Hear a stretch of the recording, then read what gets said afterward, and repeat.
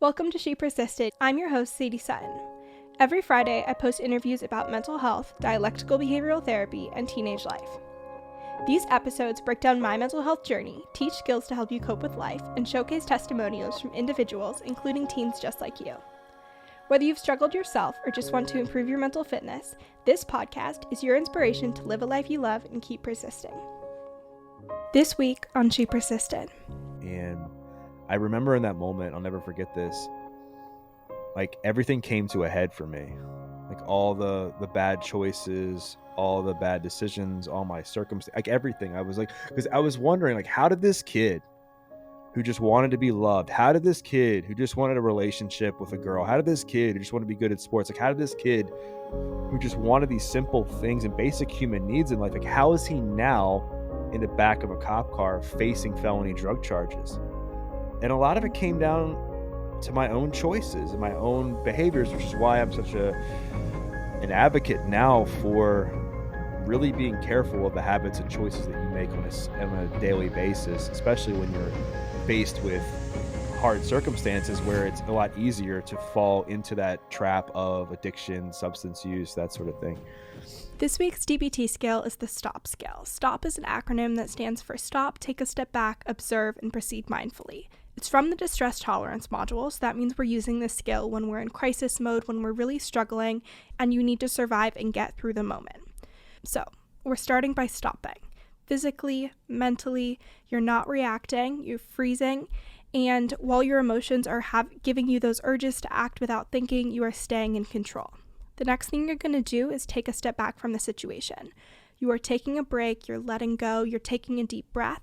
If possible, you're physically removing yourself from the situation and then re-entering it later, which we'll talk about. Sometimes that's not possible, so you're mentally taking a step back, and you're not letting your feelings make you act impulsively. Observe. You are noticing what's going on inside you and outside you.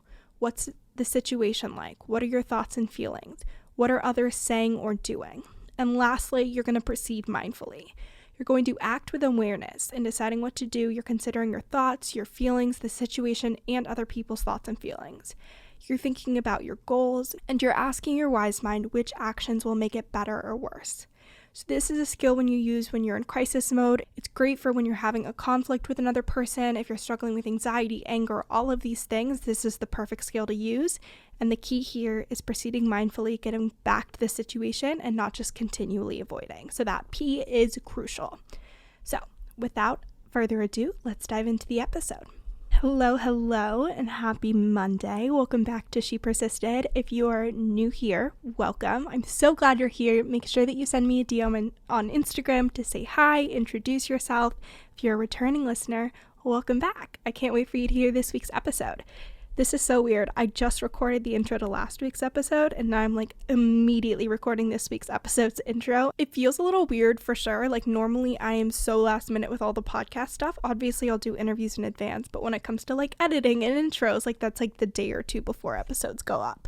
But we're trying to be more effective and plan in advance so we can relax this week on break. So hopefully next week, by the time you're listening to this episode and I've gotten back to college, I had a restful, relaxing Thanksgiving that was stress-free, and I hope you had the same experience. We'll see. We'll update. Anyways, this week's episode is an amazing interview with Doug Bopst. He is the host of the Adversity Advantage podcast, which I will of course link in today's show notes. He has an amazing story about how he went from a felon to being a fitness coach and just went through an extreme season of personal growth, took the insights he had and shared them with other people. So we'll dive into his story. He's the author of 3 books, which will also be linked in today's show notes. And I just can't wait for you to dive into this episode because it's so inspirational. There are so many tactile tips and tricks that you can implement in your life. And it's just an amazing reminder that no matter where you're currently at in your journey, you have so much potential and so much power to change your life. So I hope you love this interview as much as I did. And if you want to connect with Doug, you can follow him on Instagram at DOUGBOPST at Doug Bopst. And of course, that will be linked in today's show notes as well as his podcast. So without further ado, let's dive into it.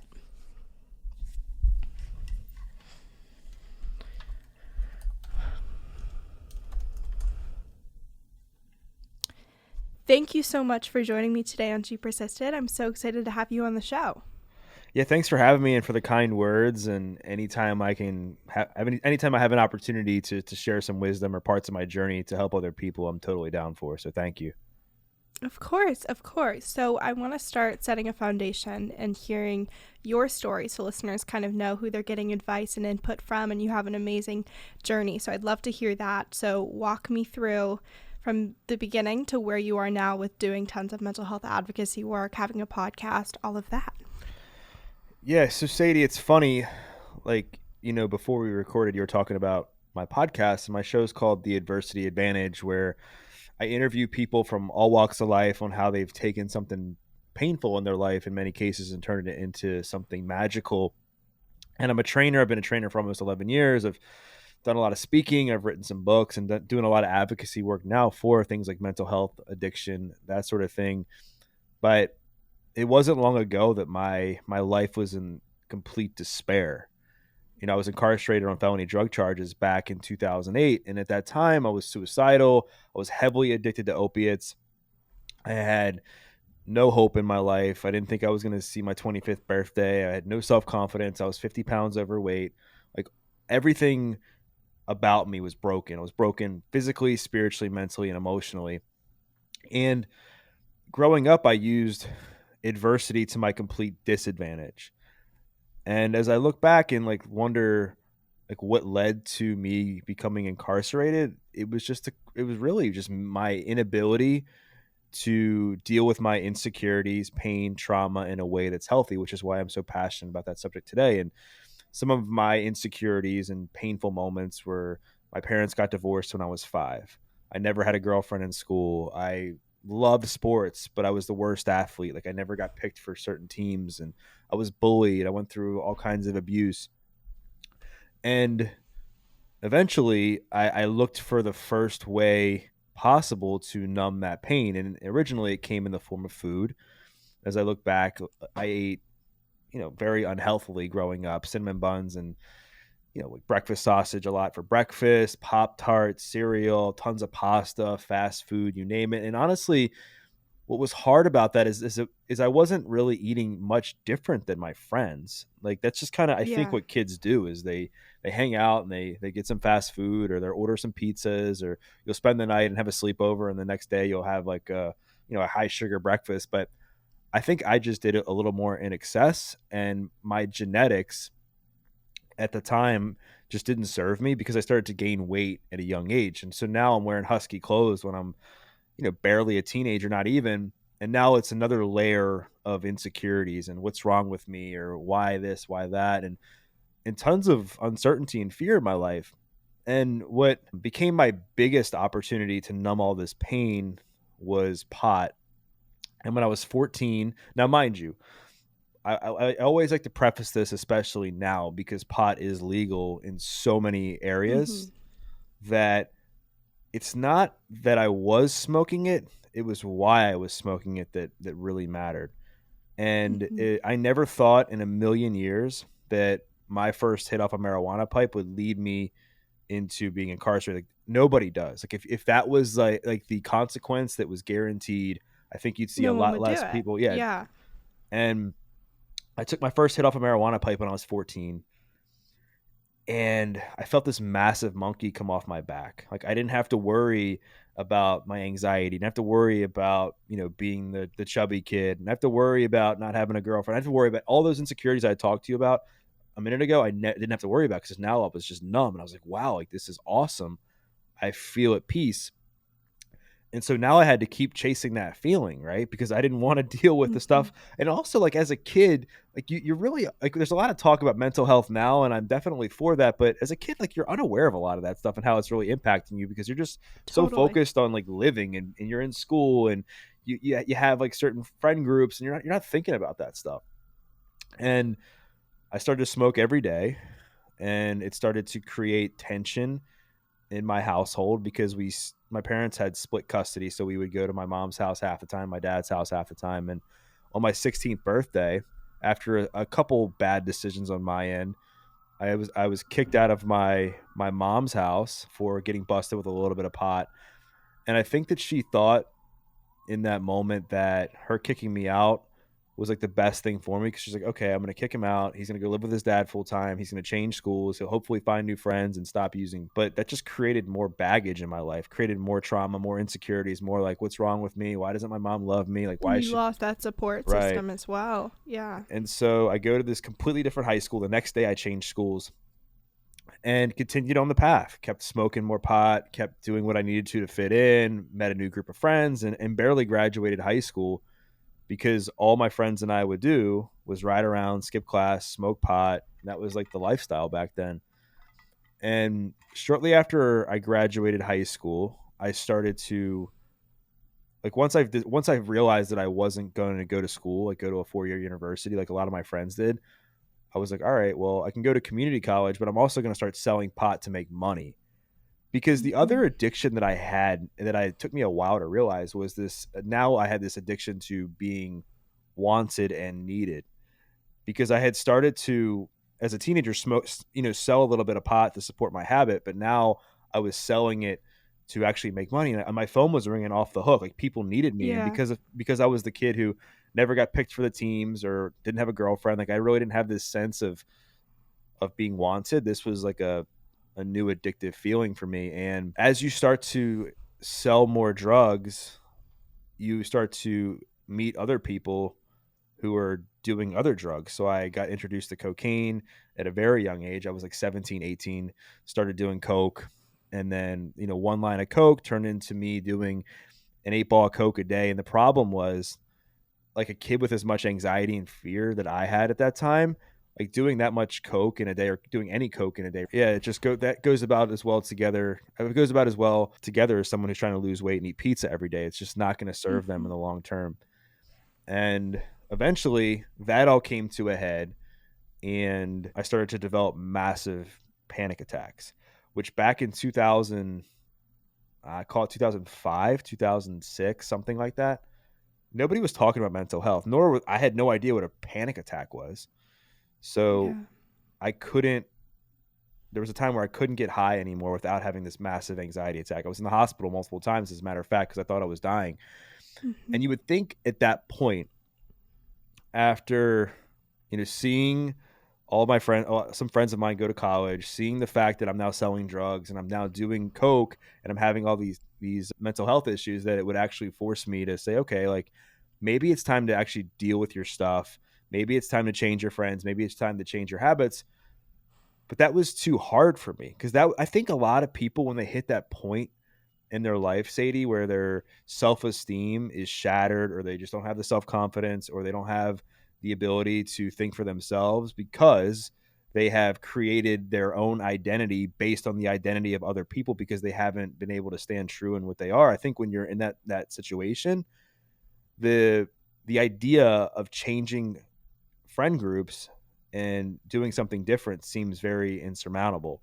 And that's what it It's was. also like very comfortable. It's like you now know this environment, this situation, however toxic or negative it may be. It's your comfort place, and if you leave that, it might get worse before it gets better. So I remember the exact same thing when I was suicidally depressed. I was like, yes, this is the worst I've ever felt, but if I try and change anything, it might be worse before anything changes. Right. And so I continue to hang out with the same people, and run around the same crowd, and do the same things I had been doing before, even though it was causing,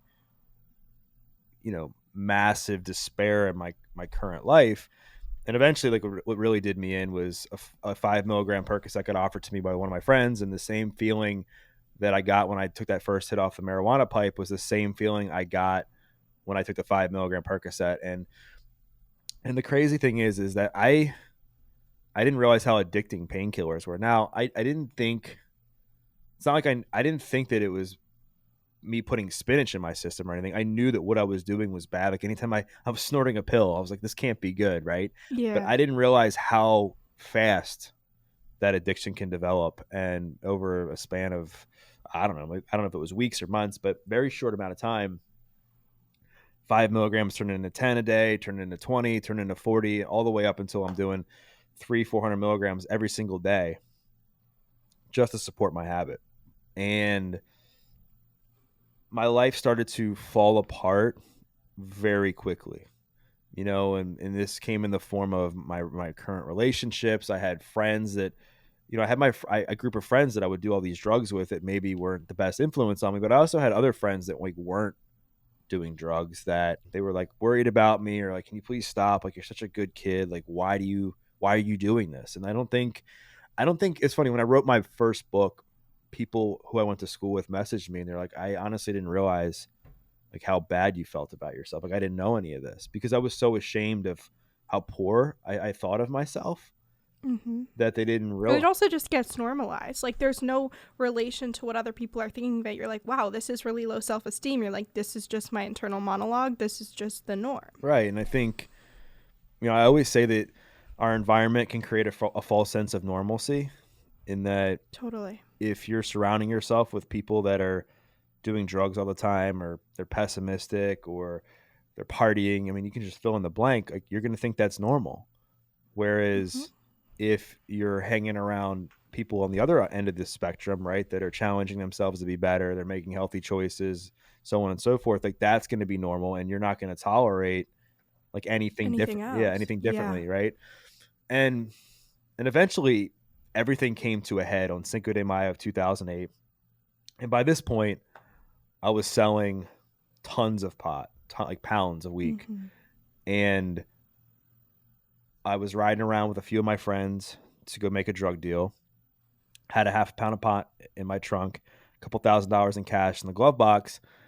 And I guess I didn't realize that Cinco de Mayo is one of the biggest drinking holidays of the year. So there's police officers running radar all over the place. Mm-hmm.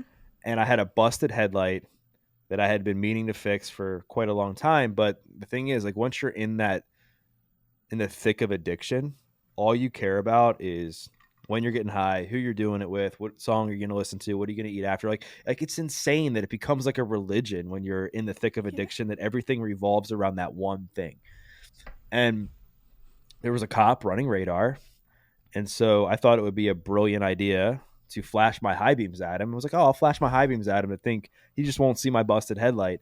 And it Mm-hmm. gave him a reason to pull me over because I flashed my high beams at him. And Yeah. that's like the signal to like let somebody know there's a cop coming, right? Mm-hmm. I get pulled over, and as soon as I get pulled over, my heart just sank in the pit of my stomach because I knew it was over. Like, I knew at Mm-hmm. that moment my life was over. I really thought it was all said and done. And pulls me over. I stammer to hand him my license and registration. One thing leads to the next. He pulls me out of the car and ends up searching it and finds the half a pound of pot and the $2,000 in cash in the car. I'm in handcuffs in the back of the cop car. And I remember in that moment, I'll never forget this, like everything came to a head for me. Like all the bad choices, all the bad decisions, all my circumstances, like everything. I was like, because I was wondering, like, how did this kid who just wanted to be loved, how did this kid who just wanted a relationship with a girl, how did this kid who just wanted to be good at sports, like how did this kid who just wanted these simple things and basic human needs in life, like how is he now in the back of a cop car facing felony drug charges? And a lot of it Mm-hmm. came down to my own choices and my own behaviors, which is why I'm such an advocate now for really being careful of the habits and choices that you make on a daily basis, especially when you're faced with hard circumstances where it's a lot easier to fall into that trap of addiction, substance use, that sort of thing. And I was booked, taken to jail, and charged with the felony possession with intent to distribute marijuana. Went to court a few months later. And at the time, I thought the judge threw the book at me, but it ended up becoming a big blessing for me because he sentenced me. Well, first, he found me guilty. Mm-hmm. I had every reason to be guilty. I got caught with money, the scale, the drugs, everything else.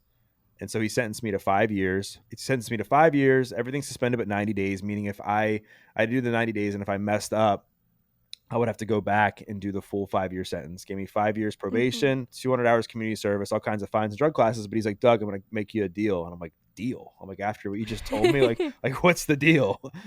He's like, if you complete everything without messing up, no missed probation appointments, no failed drug tests, you do your community service, you do everything, I'll take the felony conviction off your record at the end of your 5 years of probation. And at that time, like I was 20. And I didn't think I was going to live to see 25. I had already buried several of my friends. I was like, well, isn't the world supposed to end in 2012? Like, I was like, there's no way I'm going to make it through the end of this time period. Mm-hmm.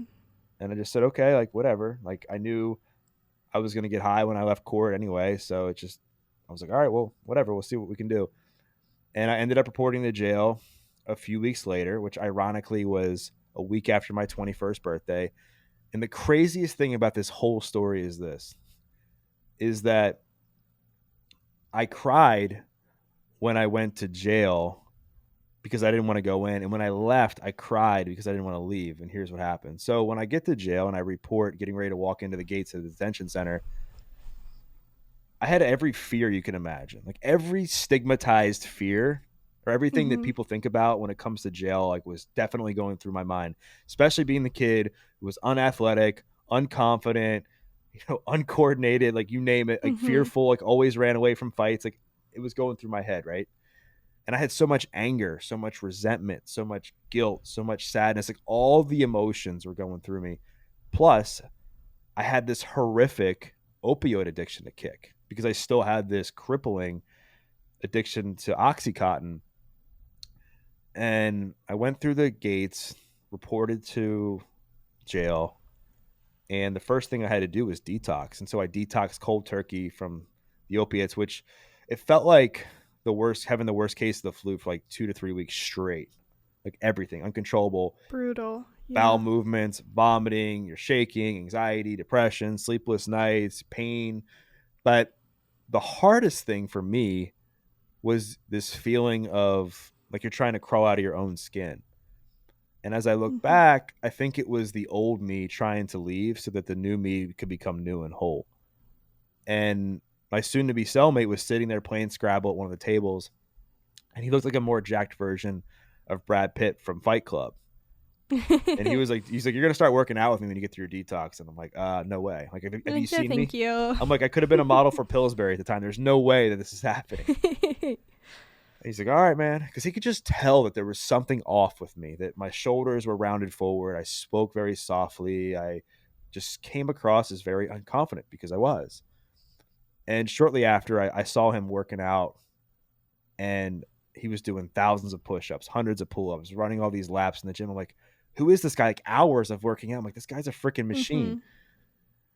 And we got to talking, and we started to develop more of a relationship, like a friendship, if you will. And he just kept asking me questions. He was like, well, why are you here? Or, like, what happened? And as I started to unpack more of my story, I just was telling him like all the bad things that happened to me. I said, oh, my parents got divorced. Like girls rejected me. I got cut from these teams. I was bullied and da-da-da.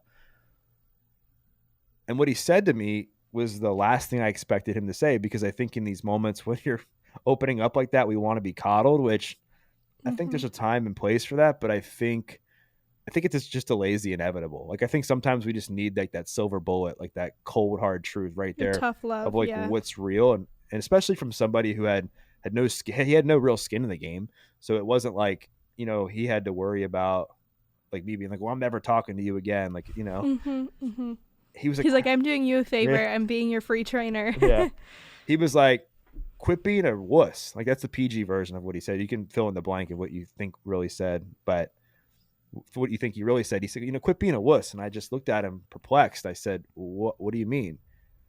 And I was like, how dare you, take away me, try to take me out of the victim mentality. He was like, you're blaming everybody for your problems, but yourself.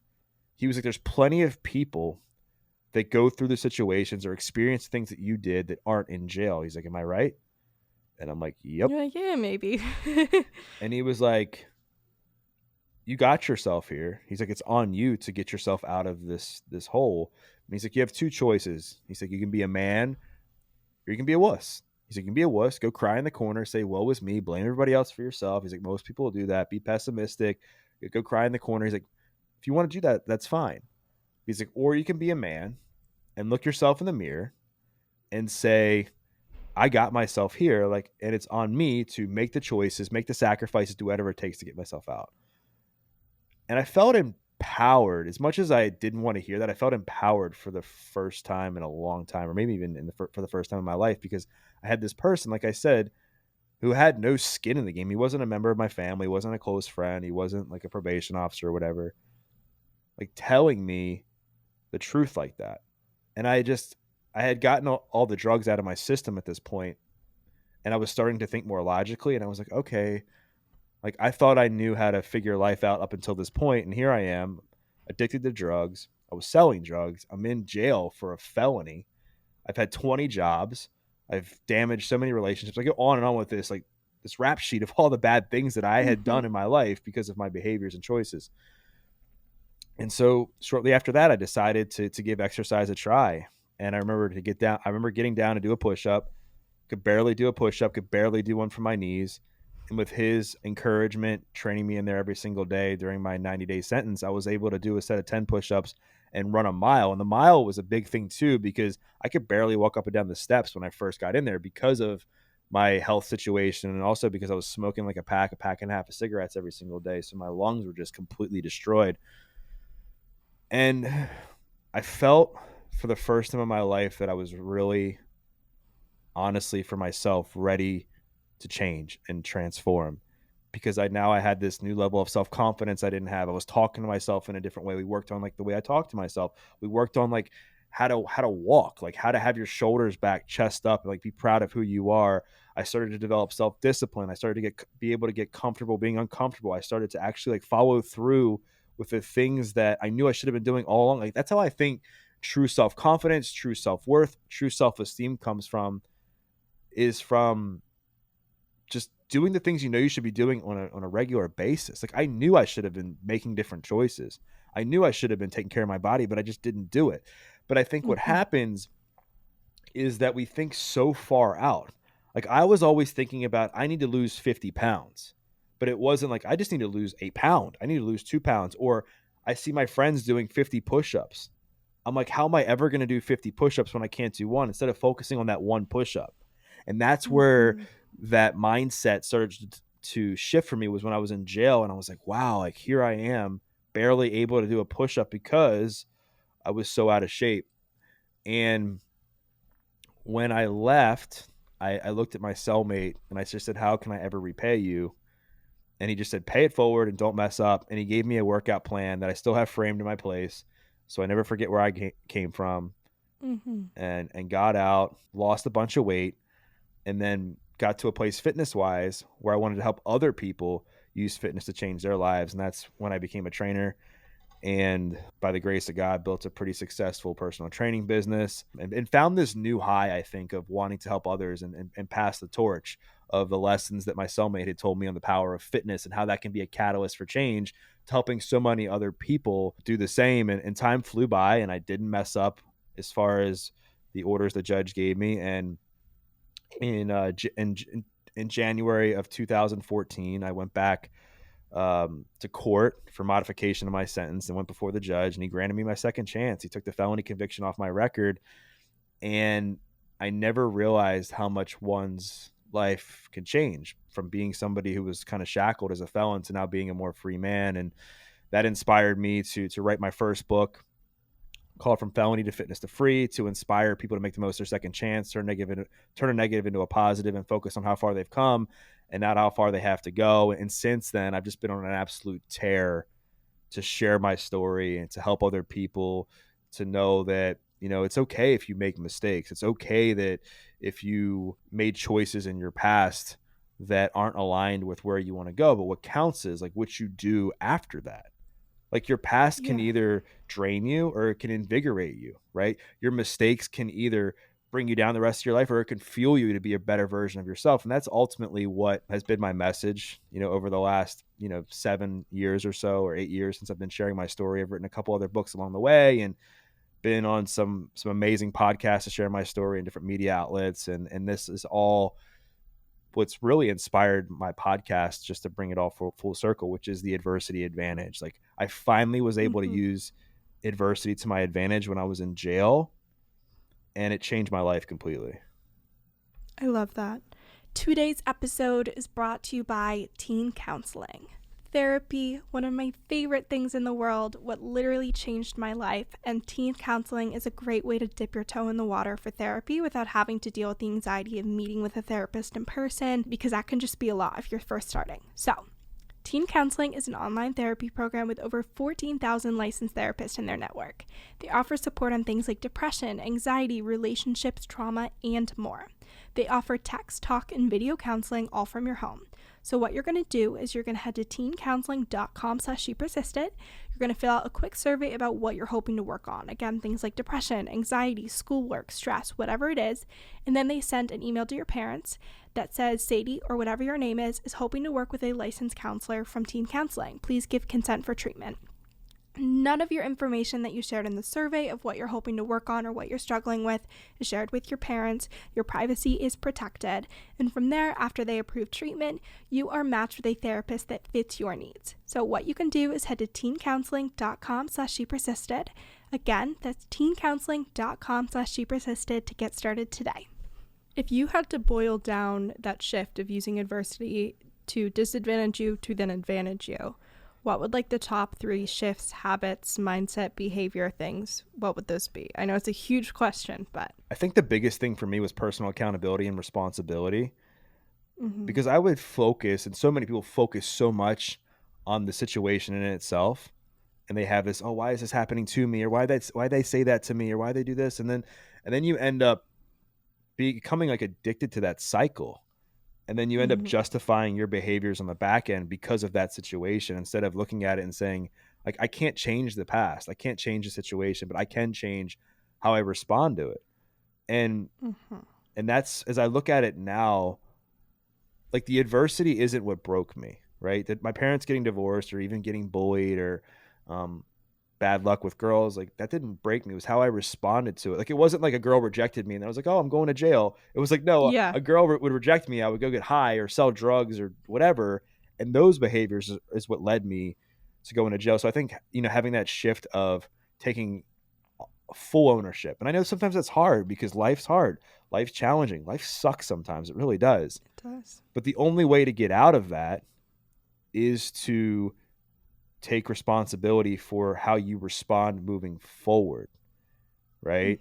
Because there's a lot of things in life you can't control, but what you can control is how you choose to act and respond during that situation. And then also along those same lines is no one's coming to save you.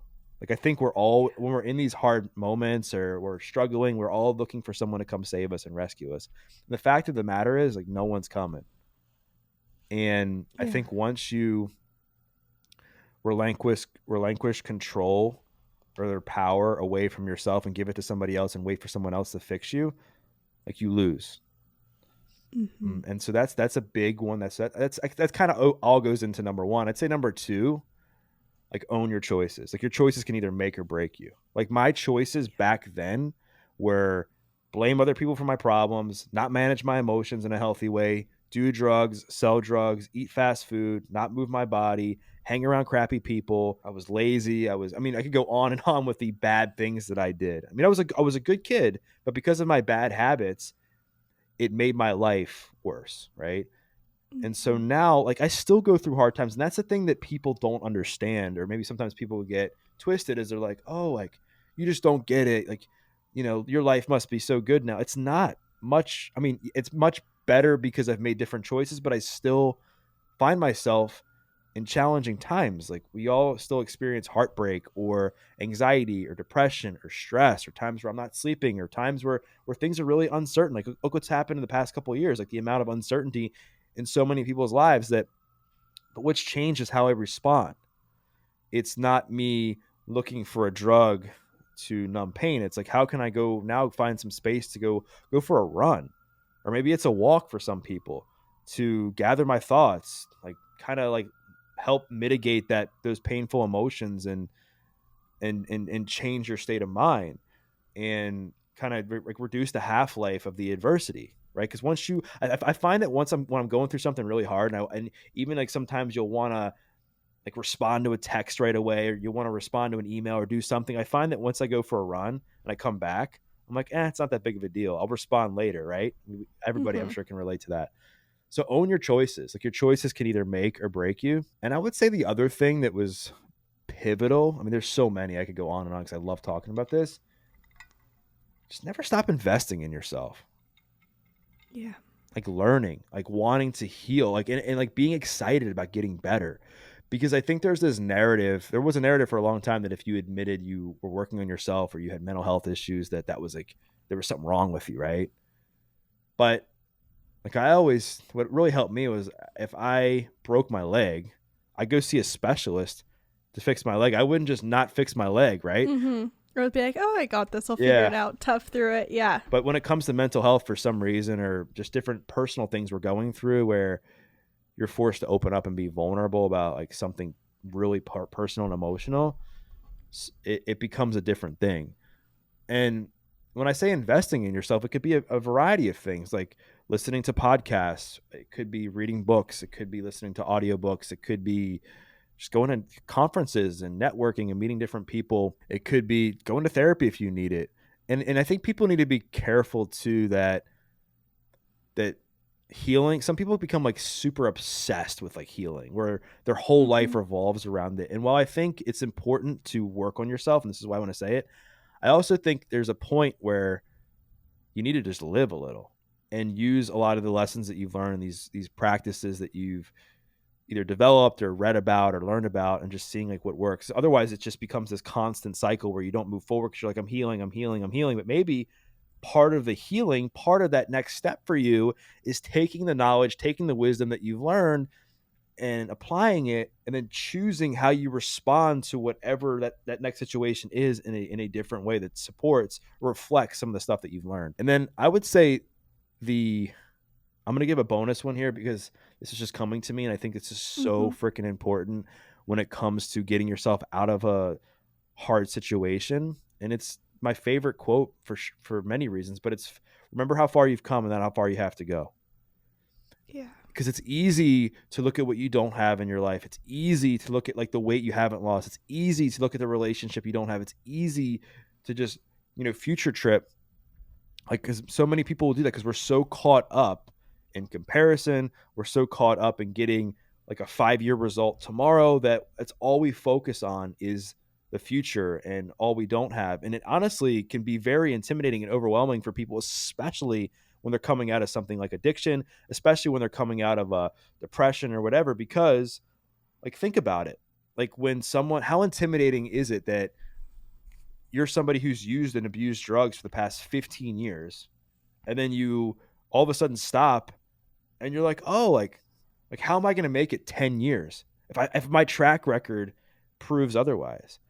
But if you do what I did and I just took it day by day, and to be honest, like the odds were very stacked against me between the amount of people that relapse after drug use or the people that go back to prison or whatever, and based on like my previous track record of how I behaved in the past, like things were against me for a while, but I knew I had to lean into that 10% and have blind faith in that and go all in and be relentless every single day, like whatever it takes, like literally to do whatever it takes to become a better version of myself that day, to whatever it takes to do the things that I knew would give me a chance to make it to that next day and continue to improve as a person. So that's where that mindset, that focusing on how far you've come and not how far you have to go, is pivotal. Because now you can look at some positives in your life. You can look at what you have achieved instead of what you haven't achieved. Because when you're in that state of mind and you're already like bad off, if you're looking at everything else that's negative, whether it's things you haven't gotten in your life, maybe it's like a fitness goal you haven't reached, or I can go on and on with examples, like your life will get darker and darker. So hopefully that helps. I completely agree. Yeah, no, I think that's so universal to whatever people are going through, and I think it'll be really helpful to make those mindset shifts for sure. I want to talk about the connection between fitness and mental health. We talked broad strokes about how that impacted you, and I think most people know like it increases your endorphins, like it's good to get outside and get that vitamin D, but obviously you have so much experience not only with yourself but training other people and seeing that shift. So big picture, what are the impacts of getting active, working on your fitness goals, and your mental health? Well, I think there's a lot to be said with fitness, because when you move your body and you get outside of yourself, Yeah. and it's just like one thing that you're doing to keep a commitment that you're making to yourself. Mm-hmm. And you're doing something to better yourself. Like at the end of the day, like I think the way for us to feel better as human beings is to continually strive to become better. And I think when you do work out, you feel better, because you're like, it's just a natural biological chemical reaction in your body that the endorphins are going, and you're moving towards a goal, and you're showing yourself some self-love. And I think that's the easiest way to show yourself that you care about yourself, is to like take care of your body and achieve a goal. Mm-hmm. Right. And I think, 100%. yeah. And I also believe that you end up feeling better after doing something like that challenges you, because especially if you're somebody who's used to numbing yourself with like other substances or things, or not doing it, like afterwards you're like, you get that natural endorphin rush, and then you're like, I'm so proud of myself that I actually did the thing. Like I actually went and worked out, or I actually didn't spend time on social media, or, going and eating a pizza to deal with my feelings. And instead I went for a walk or whatever. And then I think on top of all that is you work these non-physical muscles while you are doing fitness too. You work the discipline muscle, you work the perseverance muscle, you work the adversity muscle, where now you're teaching yourself that when you're going through a hard time, like these are some tools you can use to help get out of it. Mm-hmm. So, I mean, there's so many different benefits to exercise that Mm-hmm. I think it's pivotal to do it, because it's going to improve your energy levels. It's going to improve the way you sleep. It's going to improve the way you feel about yourself. I mean, it's going to improve the way you look, not just like from a weight perspective, but you're going to be able to look at yourself in the mirror and just like be like, wow, I'm proud of myself for taking care of myself today. Yeah, 100%. For listeners who want to invest in their physical health, invest in their fitness, but are really getting caught up in that 1 month, 1 year, 5-year mindset, what are your tips that they can implement today, tomorrow, the day after? I think what I was going to say before too is to start small. Mm-hmm. I think there's a lot of people that come to me who haven't worked out in a while, whether that's weeks, months, years, and they try to go back to the person they were like 10 years ago maybe, Mm-hmm. or they try to go to what the person on social media is doing. And I often will say, just start with like a 5-minute walk, start with a 10-minute walk, and then build off of that. Mm-hmm. Because what tends to happen is people will see this like 90-day transformation program, or they'll see this cleanse or something that's can be pretty intimidating, and they'll try and do that, but they don't realize that they haven't built the foundational habits before to help them get to that point in a way that's consistent and that's meaningful. And so somebody who's like future tripping about like worrying about what's going to happen in the future, I just say, okay, like commit to whatever works for you with where you're at right now. So that could be going on a 10-minute walk twice a week. And then what's going to happen when you go on that walk? You're going to feel better. And you're like, oh, like I want to do more of this. So maybe the next week it's a 12-minute walk. And then the next week it's a 15-minute walk. And then sure enough, like a month or two later, you're now running like 2 miles. But where did that start? It started from those simple steps, right? Mm-hmm. Instead of going backwards where you're like, oh, I'm just going to run a 5K like this week. I'm going to try and get in shape. So I'm going to run a few miles. And then what happens if you haven't run in 15 years? It's a terrible experience. You're like, nope, never again. And you're never going to want to do it again.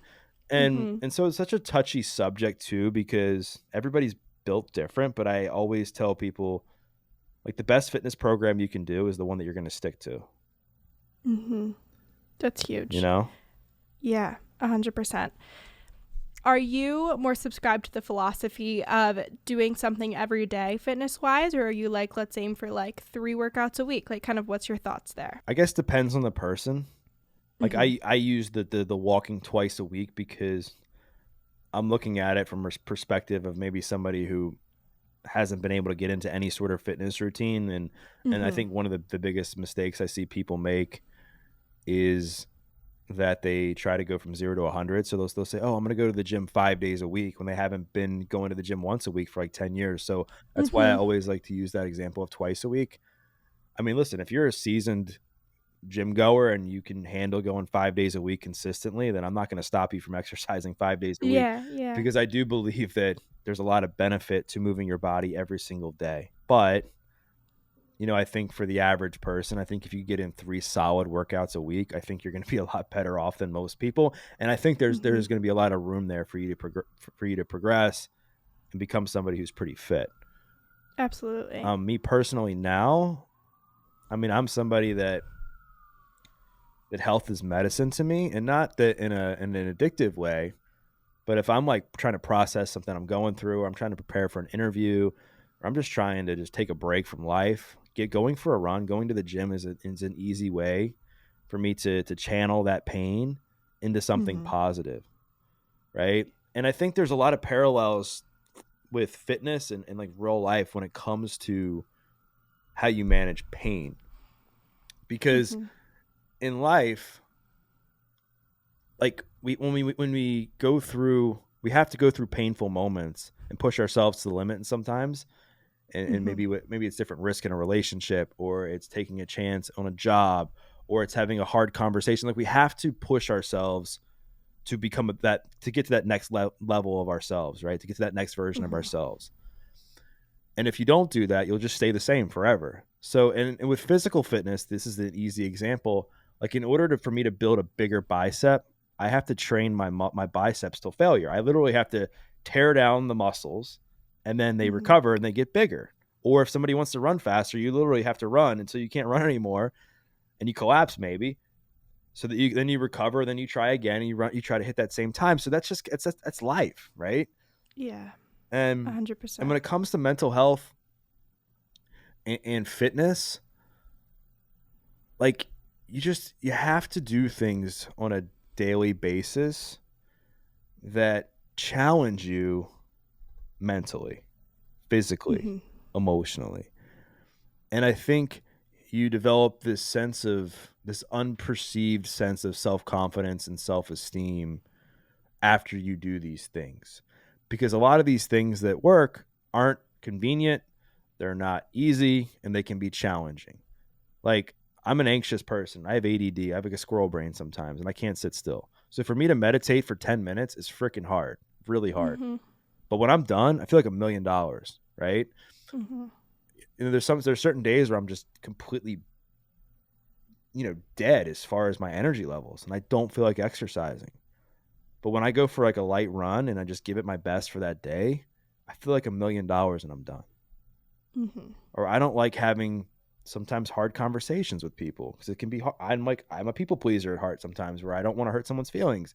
But when I stand up for who I am and what I want to do, and there's peace in that. So it's hard. It's funny because when I talk about fitness and mental health, sure, there's plenty of benefits as far as the dopamine and the endorphins, and keeping the commitments you make to yourself and how you feel afterwards, and all this stuff that, from a neurological perspective, I might not be the best at explaining, but we all know that it works, right? Yeah. But where I know it really helps me is that I just feel better after I do it, because I know that I'm not cheating myself out of something that I know I should be doing to better myself. And I'm staying consistent. I love that. That's huge. For listeners who want to continue to consume your content, follow along, where can they find you? So I think the best place to connect with me, honestly, is on my podcast, The Adversity Advantage, where I interview people from all walks of life and have really cool conversations on different topics of adversity, bring on subject matter experts as well on mental health. And then that's, Apple Podcasts, Spotify, we're on YouTube. And then I'm most active on Instagram at Doug Bopst, or my website's got some stuff on it too. It's dougbopst.com. And thank you. And hopefully people get a lot out of this episode. No, they will. And I'll pass along any feedback and individuals that it helped. And I'm certain that people will be inspired and motivated to implement these small daily shifts. In case you skipped to the end, Doug and I dove into his personal story. We talked about what it was like to hit rock bottom, what steps he took to turn his life around, the mentors involved in his journey, what he's doing now with the podcast and as a fitness coach, steps that you can take to implement fitness practices in your life to improve your mental health, and so much more. If you've enjoyed this week's episode, make sure that you share it with a friend or family member who you think it would resonate with. Tag me on social media if you're listening at She Persisted Podcast. I'll make sure to give you a little repost and a shout out. And yeah, I hope you loved it, and I'll see you next Monday.